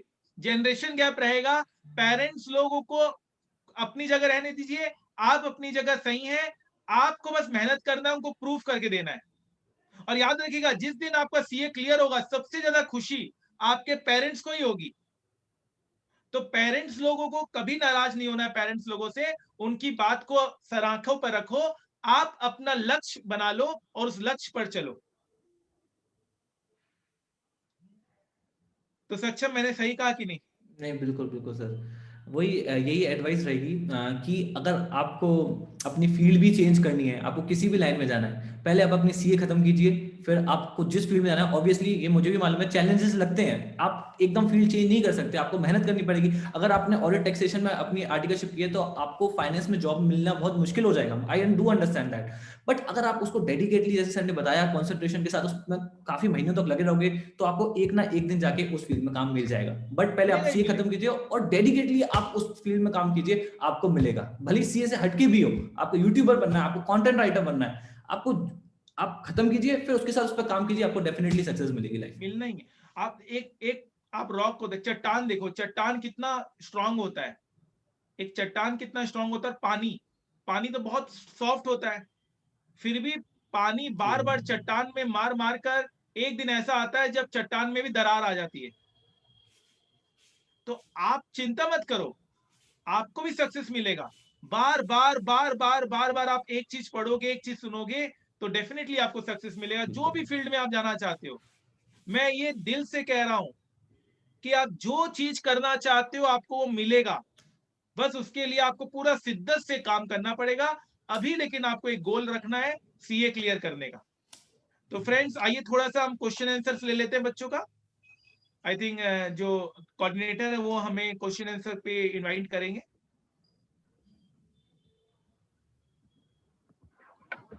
हाँ जी सर, कुछ क्वेश्चंस हैं बच्चों के रेलेवेंट। प्लीज आप एक एक करके क्वेश्चन पूछें, मैं आंसर देने को तैयार हूं। Ashutosh wants to ask how to gain confidence while doing revision of SFM subject. Is it necessary to solve each and every question in book because less time is left for exams? Sir, please आप इस question को। Sir, क्या हमें book के हर एक question को solve करना चाहिए? आशुतोष जी का क्वेश्चन है। मेरा कहना है बिल्कुल करना चाहिए। बुक्स में क्वेश्चन सजाने के लिए नहीं दिए, वो करने के लिए दिए गए। सक्षम ने जैसे बताया, अगर मेरे किताब में 1000 क्वेश्चन है, फिर से रिपीट कर रहा हूं, अगर मेरे किताब में 1000 क्वेश्चन है तो मात्र 100 ऐसे क्वेश्चंस होंगे जिसमें आपको प्रॉब्लम्स होगी। 900 क्वेश्चंस आपसे इजीली हो जाएंगे। लेकिन वो लोकेट कौन करेगा? उस 900 क्वेश्चन को क्रॉस करना आपका काम है। हर बच्चे का अपना अपना एक क्राइटेरिया रहता है। 1000 क्वेश्चन है, एग्जाम के टाइम के ठीक पहले आपको वो 100 में बदलना है। वो 100 में जब तक नहीं बदलेगा, तब तक रिवाइज करते रहो। प्लस मैंने तो आपको, अब रिविजनरी क्लास भी मेरी आ गई है, उसका इंफॉर्मेशन भी आपको मिल जाएगा ग्रुप में। अमेंडमेंट्स क्लास भी मेरी आ रही है, उसका भी इंफॉर्मेशन मिल जाएगा। मेरी अलग से एक समरी बुक आ रही है, फॉर्मूला बुक, जिसमें सारे फॉर्मुलेज हैं, वो भी इंफॉर्मेशन आपको ग्रुप में मिल जाएगा। सारे नए क्वेश्चंस, जितने भी नए वैरायटी ऑफ क्वेश्चंस हैं, उसका भी मैंने आपको ग्रुप में दे दिया है। मैंने आपको 25 years past years question paper मैंने वो ग्रुप में दे दिया है। सो अगर आप मेरे क्राइटेरिया से चलते हो, मैं पूरा ओपन प्लेटफॉर्म में बता रहा हूं, अगर आप मेरे क्राइटेरिया से चलते हो तो आपको 90% लाने से कोई नहीं रोक सकता। अलग से थ्योरी बुक भी दिया हुआ है, to the point theory book है। अगर आप मेरे क्राइटेरिया से चलते हो तो 90% लाने से आपको कोई नहीं रोक सकता। ठीक है, next question. Saksham, would you like to answer this? Anil Kumar asks how to manage personal life with professional life. Personal life with professional life. Guys देखो, मैं अपना बताऊं तो मेरी पूरी प्रायोरिटी अपने स्टार्टअप्स और मेरा अपना फोकस सारा का सारा फाइनेंस में ही रहता है। तो ऑल्दो मैं औरों को रिकमेंड नहीं करूंगा, बट मेरा यही रहता है कि मैं दिन में 14 आवर्स काम करता हूं और सिर्फ इन दोनों फील्ड को मैनेज करने के लिए, सारी चीज़ों को मैनेज करने के लिए करता हूं। और शायद उसी वजह से हम लोग आज यहाँ तक आए हैं और फ्यूचर में टचवुड और आगे जाएं। तो इसका answer person to person depend करता है। मेरे लिए पर्सनल लाइफ बहुत कम है, पूरा मेरा फोकस अभी इस समय एट दिस मोमेंट, हो सकता है फ्यूचर में जाके मेरा पर्सनल लाइफ पे फोकस बढ़ जाए, बट एट दिस मोमेंट मेरा 100% फोकस अपने स्टार्टअप और फाइनेंस वर्ल्ड को जितना मैं एक्सप्लोर कर सकता हूँ उस पर है। नहीं, मैं इसमें आंसर करना चाहूंगा कि मैनेज करना ही क्यों है, पर्सनल लाइफ चलने दो, प्रोफेशनल लाइफ चलने दो, किसी को बंद करके कोई चीज करना क्यों, वाई, कुछ भी बंद मत कीजिए, सब चलने दीजिए, बस आपको समय रखना है। अगर आपको मान लीजिए प्रोफेशनल लाइफ के लिए आपने 5 घंटे दिए हैं, तो 5 घंटे फिर उसका वक्त आपको कुछ नहीं सोचना है, फिर आपको मोबाइल फोन में चैटिंग नहीं करनी है, आपको मोबाइल फोन में बातें नहीं करनी है। हाँ, आपने 1 घंटा आपने चैटिंग के लिए दिया है, तो उस वक्त आपको पढ़ाई नहीं करनी है, सिर्फ चैटिंग करना है। आप समझ रहे हैं, बस टाइम को मैनेज कीजिए, हाँ उन लोगों को चलने दीजिए जैसे चल रहा है। चलिए सर, नेक्स्ट जैसे कि क्वेश्चन। मैं एक थोड़ा ऐड ऑन कर देता हूँ, जैसे कि एग्जाम टाइम में जब लास्ट के 2 मंथ्स बचते थे, तो मेरा फोन स्विच ऑफ रह के लॉकर में चला जाता था मॉम के पास, क्योंकि मेरा मानना है कि मोबाइल से काफी ज्यादा डिस्ट्रैक्शन होती है। और आपको एड के 2 महीने, अगर आप सीए के दोनों ग्रुप दे रहे हैं तो शायद एड के 3 या 4 महीने, बट मैंने एक एक करके दिए थे। अगर आपने एक ग्रुप दे रहे हैं तो लास्ट के 2 महीने आपको पूरा डेडिकेटली पढ़ना है, आपको दिन के 12-12 घंटे निकालने होंगे। तो उसके लिए सबसे ज्यादा जरूरी है आप अपनी पर्सनल डिस्ट्रैक्शन को दूर रखिए और अपना फोन स्विच ऑफ करके रख दीजिए। तो मेरा भी, अगर आप ऐसा करेंगे तो आई होप कि आप बहुत अच्छा परफॉर्म कर पाएंगे अपने एग्जाम्स में। Next question. हाँ जी sir, Shikha Goyal asks how to maintain concentration on regular basis. Starting में तो हो जाती है बट कंटिन्यूटी नहीं रह पाती। शिखा जी का क्वेश्चन है how to concentrate. So again point, इसमें 2 चीजें आ जाती हैं। आप मेडिटेशन वगैरह कीजिए कंसंट्रेशन करने के लिए, आप अलग अलग टेक्निक्स आते हैं आजकल, वो करिए। मैंने एक इमेज भी आप लोगों को बताया था क्लास में, अगर आप मेरे स्टूडेंट है तो आप वो इमेज भी देख सकते हैं। ये तो एक पॉइंट हो गया जब कुछ टेक्निक का हम मदद कर रहे हैं। और वैसे हाउ टू कॉन्सेंट्रेट, बहुत डिस्ट्रैक्शंस हैं, तो वो तो आपको खुद अवॉइड करना पड़ेगा, अवॉइड करना पड़ेगा। खुद अवॉइड करना पड़ेगा। आप इग्नोर करना शुरू कर दीजिए, चीजों को इग्नोर करना शुरू कर दीजिए, प्रायोरिटी सेट कर लीजिए। ठीक है, वो आपके मन की बात होगी ये। अगर मैं मान लीजिए आज मैं अभी आपको यहाँ पर अभी लाइव वेबिनार में हूँ आपके, और मेरा ध्यान कहीं और है, तो I will not be able to concentrate, यहाँ पर मैं अपने वेबिनार को अच्छे से नहीं ले पाऊंगा। तो ये तो अपने ऊपर है। आज आपको खुद देखना पड़ेगा कि आप क्यों कंसेंट्रेट नहीं कर पा रहे हैं। आप लिखिए कि मेरे कंसेंट्रेशन में क्या क्या आ रहा है, माइंड में क्या क्या आ रहा है। एक तो आपके फ्रेंड्स आ रहे होंगे आपके माइंड में, एक आपके पेरेंट्स आ रहे होंगे, उनकी बातें आ रही होगी, एक आपको हल्ला गुल्ला आ रहा होगा, बाहर से शोर शराबा आ रहा होगा। आप लिखिए कि आपको क्या क्या चीजें डिस्ट्रैक्ट कर रही है। ठीक है, आप लिख लेंगे ना तो 50% तो वैसे ही सॉल्व हो जाएगा। उसके बाद आप देखिए उसको कैसे इग्नोर करना है। ठीक है, अगर आपके पेरेंट्स की बातें आपको अच्छी नहीं लगती, तो आप पेरेंट्स को बोल दीजिए कि पापा मम्मी आप प्लीज मेरे से इस तरह का अभी कोई मेरे डिस्कस मत कीजिए। नॉर्मली लड़कियों में क्या होती है, शादियों का प्रेशर आता है, मैं तो उसमें कंसंट्रेशन नहीं हो पाता। तो आप पेरेंट्स को बोल दीजिए साफ साफ कि जब तक मैं सीए नहीं बनूंगी तब तक आप मेरे से कोई डिस्कशन मत कीजिए। पेरेंट्स लोग बात मानने को हमेशा रेडी रहते हैं, पेरेंट्स लोग आपको कॉपरेट करेंगे, पेरेंट्स लोग से आपसे बात नहीं करेंगे। अब फ्रेंड्स की बात आई, अगर आपको फ्रेंड्स अच्छा लगता है, अगर आपको लगता है उनसे पॉजिटिवनेस मिलता है, तब तो आप कंटिन्यू रखिए फ्रेंडशिप। और अगर आपको लगता है मुझे को उससे नेगेटिवनेस मिलता है, मुझसे उससे डिस्ट्रैक्शन होता है, तो आप उससे भी कट कर लीजिए। अभी आपको हर चीजों से कट करना है, सिर्फ अपने गोल के लिए। बाद में आपको क्यों दुनिया आपको सलाम करेगी, अभी थोड़ा आपको दुनिया से कट होना पड़ेगा। तो शिखा जी, आई होप आप नेक्स्ट टाइम और बेटर कर पाएंगे अपने कंसंट्रेशन के लिए। Next question. Sir, Rajan asks, should we pursue MBA after BCom honors along with CA? हाँ, राजन जी कह रहे हैं कि हमें एमबीए करना चाहिए, बिल्कुल कर लेना चाहिए, उसमें कोई दिक्कत नहीं है, कोई दिक्कत नहीं। जितना अच्छी आप डिग्री अगर आप लेना चाहते हैं, आपके पास टाइम है और मनी है, तो कोई इसमें कोई दो राय नहीं है, आप कर लेना चाहिए आपको। अभी कर, देखिए बाद में तो आप कर भी नहीं पाएंगे। जब आप आज मैं अगर कुछ भी करने का सोचता हूँ तो मैं 10 बार मुझे सोचना पड़ता है, बिकॉज अब मेरे पास ना टाइम है और मैं पूरा प्रोफेशनल लाइफ में अपना बिजी हो गया हूँ। एज ए स्टूडेंट अगर आपके पास टाइम है तो आपको जरूर एमबीए करना चाहिए, अगर आपको टाइम मिल रहा है तो कर लीजिए। बट सीए भी अपने आप में एक पोस्ट क्वालिफिकेशन डिग्री है। अगर आप सीए के बाद एक खुद में एक बहुत हैवी डिग्री है वो, अगर आपने सीए कंप्लीट कर लिया तो मेरा मानना ये है ठीक है। अगर आप एमबीए आप जाना चाहते हैं, फॉरेन से एमबीए करना चाहते हैं, किसी अच्छी यूनिवर्सिटी से करना चाहते हैं इंडिया में, तो आप एमबीए कीजिए, आपको एक्सपोजर मिलेगा। बट आप अगर मैनेजमेंट स्किल्स सीखना चाहते हैं तो आप खुद का बिजनेस करके देखिए, भले ही छोटे से छोटा कीजिए, आपको उससे बहुत ज्यादा मैनेजमेंट स्किल्स आएंगी और आई थिंक आप एमबीए से ज्यादा अच्छा सीख पाएंगे प्रैक्टिकली। सीखने को कुछ नहीं मिलेगा। एमबीए में हम लोग को लगता है ना बहुत कुछ सीखने को मिलेगा, हाँ। सीखने को जो जितना सीए में सीखने को मिलेगा उतना कहीं पे भी सीखने को नहीं मिलेगा। हाँ, बस एक डिग्री का बात होता है, अगर आप कहीं जॉब करने जा रहे हो तो एक वो आपके लिए एडवांटेज रहेगा। और थोड़ा एक नेटवर्किंग का बात हो जाता है कि अब हाँ कॉलेज होता है, आपके लोगों से कनेक्ट होते हो, एक नेटवर्किंग, अच्छे कॉलेज में आपकी नेटवर्किंग बन जाती है। बट अगर स्किल की बात करें तो आप खुद का कुछ करके देखिए, तो उसमें आपको और अच्छी मैनेजमेंट स्किल मिलेगी। चलिए, और नेक्स्ट क्वेश्चन। सर सौम्या पूछते हैं कि sir how to remain positive after multiple failures, ये काफी सारे बच्चों का क्वेश्चन है। How to remain positive after multiple failures.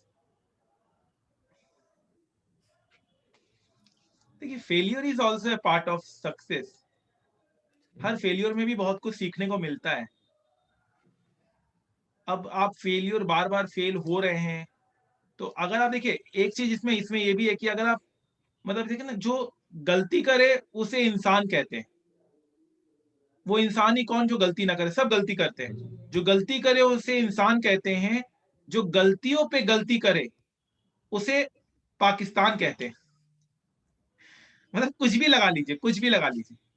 कहने का मतलब ये है कि अगर आप फेल हो गए, ठीक है, अगर आपने नेक्स्ट टाइम भी वही चीज वही मिस्टेक किया, आप फेल हो गए क्योंकि आप टाइम मैनेज नहीं कर पा रहे, आप रिवीजन नहीं कर पा रहे, नेक्स्ट टाइम भी आपने वही चीज गलती की, फिर नेक्स्ट टाइम वही गलती की, फिर नेक्स्ट टाइम वही गलती की, तब तो देखिए तब तो गलत बात है। तब तो फिर आप कहीं ना कहीं आपकी गलती है। फेल आपको आप खुद कर रहे हैं।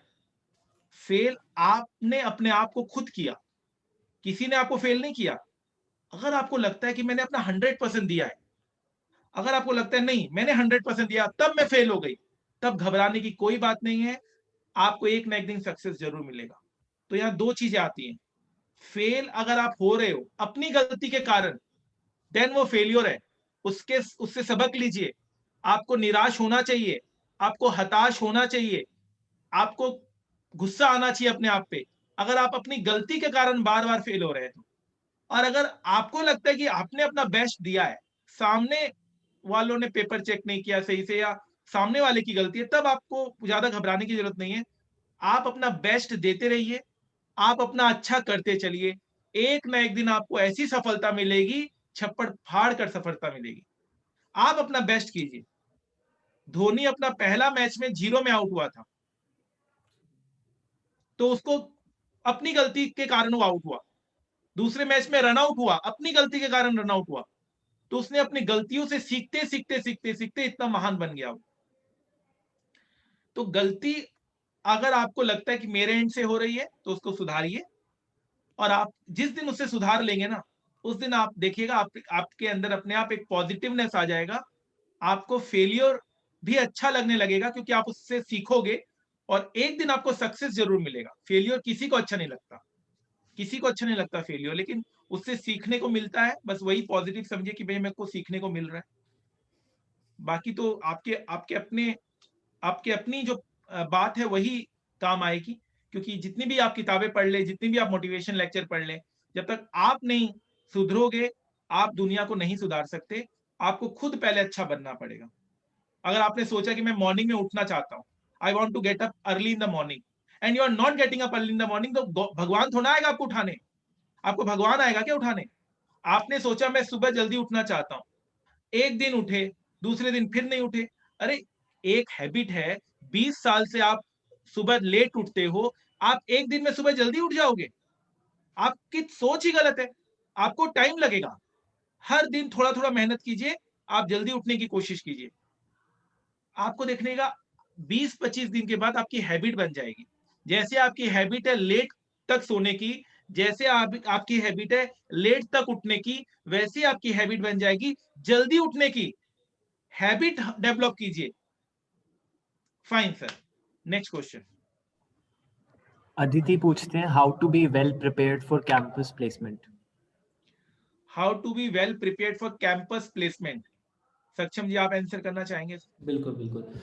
देखिए, डिपेंड करता है आप किस कंपनी के लिए, किस टाइप की कंपनी के लिए शॉर्टलिस्ट हुए हैं। जैसे अगर हम लोग पीएसयू कंपनीज़ की बात करें, तो सबसे पहले तो वो रैंक होल्डर्स को शॉर्टलिस्ट करती हैं, बट उनके क्वेश्चंस काफ़ी अलग तरीके के रहते हैं। वो फोकस करती हैं कि बच्चे के अंदर क्या उसका एकेडमिक बैकग्राउंड पे ज़्यादा फोकस करते हैं। उसका एकेडमिक बैकग्राउंड स्ट्रॉन्ग है, आप उस तरीके से प्रिपरेशन कीजिए। जैसे आप पीएसयू में किसी में टैक्सेशन फील्ड में जा रहे हैं, तो आप टैक्सेशन की पूरी प्रिपरेशन करके जाइए, तब आप इंटरव्यू को बेटर परफॉर्म कर पाएँगे। अब जैसे अपनी फ्यूचर फर्स्ट है, जैसे अपनी फाइनेंस की कंपनी सबसे ज़्यादा सीएस वही लेके जाती है, तो आप उस कंपनी के बारे में सबसे पहले बेटर जान लो कि वो कंपनी किस तरीके से काम करती है। सबसे ज़्यादा जो इंटरव्यू पैनल होता है रिक्रूटर्स का, वो सबसे ज़्यादा ये जानने में बहुत इंटरेस्टेड होते हैं कि आप हमारी कंपनी के बारे में कितना जानते हैं, हम किस तरीके का काम करते हैं। अगर उस चीज़ में आप वेल प्रिपेयर्ड होंगे, तो आपके चांसेस काफ़ी बढ़ जाएंगे। ऑब्वियसली आपको जिस फील्ड के लिए आप अप्लाई कर रहे हो, उसकी नॉलेज इन एंड आउट होनी चाहिए, आप पूरा रिविजन करके जाइए। इसलिए मैं लोगों से बोलता भी हूँ कि जो आपके नोट्स है, जैसे डायरेक्ट टैक्सेशन के नोट्स हैं, इनडायरेक्ट टैक्सेशन के नोट्स हैं, वो एग्जाम के बाद बचा के रखिए और इसी से रिवीजन करके आप जाइए, क्योंकि जो हमने टैक्स में पढ़ा, डायरेक्ट टैक्स, वही तो रियल वर्ल्ड में यूज होता है। तो आप उसकी प्रैक्टिस करके जाइए, पूरे नोट्स रिवाइज करके जाइए, तब आप बेटर प्रिपेयर होंगे। ऑब्वियसली जीडी राउंड्स भी बहुत इंपॉर्टेंट होते हैं, तो आप ग्रुप डिस्कशन की भी प्रैक्टिस कीजिए। आजकल काफी सारी वेबसाइट हैं जो प्रिपरेशन करवाती हैं। रिज्यूम अपना इंप्रेसिव बना के जाइए, अपनी सारी स्किल्स मेंशन करिए प्रिसाइजली, तो आपको काफी अच्छा रिजल्ट मिलेगा। और मैं ऐड करना चाहता हूँ एक चीज, कैंपस में 2 क्वेश्चन का आंसर तो आप रेडी रखिएगा any time. Tell me something about yourself. बिल्कुल। ये ऐसा क्वेश्चन है जिसका कोई भी अच्छे से आंसर नहीं दे पाता है। उसका एक ऐसा आर्टिकल, मतलब इतना अच्छा आंसर दीजिए कि सामने वाला पहले ही, मतलब आपका आंसर देखकर ही मदहोश हो जाए। सही बात। मतलब एक ऐसा आंसर होना चाहिए, how tell me something about yourself, एक तो ये क्वेश्चन है। और एक दूसरा क्वेश्चन है, what do you know about our company. ये 2 ऐसा क्वेश्चन है जिसका आंसर आपको एकदम अच्छे से तैयार करके जाइएगा। What do you know about our company, हमारी कंपनी की क्या ड्रॉबैक है, हमारी कंपनी की पॉलिसी क्या है। और व्हाट इज योर ड्रॉबैक, आपसे ये भी पूछता है what are your strength and weaknesses. तो आप स्ट्रेंथ में तो बहुत अच्छी अच्छी बातें बता देंगे, वीकनेस में आप बोलोगे नहीं I don't have any weakness, तो वो भी नहीं चलेगा। आपको कुछ ऐसा आंसर देना पड़ेगा कि जो वीकनेस भी आपका स्ट्रॉन्ग पॉइंट लगे। जैसे या I am my weakness is that, जिस काम को मैं एक बार शुरू कर देती हूँ उसको मैं खत्म करके रखती हूँ। मैं चाहे रात दिन एक हो जाए, मैं उस काम में मैं एकदम एकदम ऐसा उसमें खो जाता हूँ कि बस उस काम को मैं खत्म ही करके रखता हूँ। कभी कभी मेरे पेरेंट्स ये कहते हैं कि भैया एक काम के पीछे तुम क्यों इतना पड़े रहते हो, but this is my weakness, मैं जो काम करता हूँ उसको खत्म करके रखता हूँ। तो ये वीकनेस भी स्ट्रॉन्ग पॉइंट हो गया। मतलब मैंने बहुत स्पॉन्टेनियसली ये सब चीज कहा है, हालांकि मैंने कभी आज तक लाइफ में इंटरव्यू नहीं दिया, तो बेटर होगा कि आप और अच्छे लोगों से कंसल्ट करें इसके बारे में। Next question. सर एक स्टूडेंट पूछते हैं फाइनेंस करने के बाद आगे क्या क्या ऑप्शंस है करियर में। फाइनेंस करने के बाद क्या क्या ऑप्शन है, क्वेश्चन मुझे समझ नहीं आ रहा है, बट फाइनेंस के क्या क्या ऑप्शन है, मैंने ऑलरेडी इसका एक सेमिनार लिया हुआ है, वेबिनार ऑलरेडी ले लिया है, और प्लस मैंने ग्रुप में भी पोस्ट कर दिया था। तो फाइनेंस के बाद बहुत सारे ऑप्शंस होते हैं, investment banking, mutual fund, capital market, money market, derivative market, commodity market, stock brokership, बहुत सारे, मतलब मैं बता भी नहीं पाऊंगा, treasury management, credit rating, portfolio management. Exactly. ठीक है। सर सबको क्या लगता है कि स्टॉक मार्केट ही फाइनेंस है, नहीं जबकि नहीं, स्टॉक फाइनेंस एक मार्केट फाइनेंस नहीं है, बहुत वाइड फील्ड है। फाइनेंस में बहुत सारे स्कोप है। सो मर्जर अगर आप फाइनल एक्विजिशन, के स्टूडेंट हैं तो फाइनल के स्टूडेंट्स का आप सारे सब्जेक्ट उठा लीजिए, सारे चैप्टर्स उठा चैप्टर्स। लीजिए, और इलेक्टिव पेपर के स्टूडेंट्स हैं तो एफएससीएम के सारे चैप्टर्स उठा लीजिए। आपको पता चल जाएगा क्या क्या करियर ऑप्शन है, हालांकि मैं क्लास में बार बार इस सब के बारे में बोलता रहता हूँ। Next question.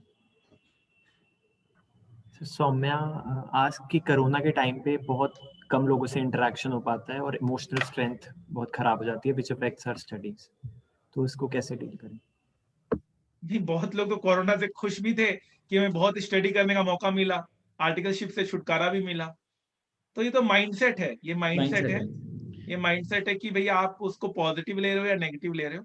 बाकी बहुत लोग तो मैं बहुत लोगों को जानता हूँ जो जिस टाइम को पढ़ाई के लिए यूज किया, उन्होंने अपनी क्लासेस मंगवा ली, ऑनलाइन क्लासेस करने लगे।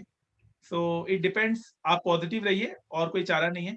कोरोना तो अभी रहेगा यहाँ पर, 2021 तक तो नहीं जा रहा है corona, but you need to be positive.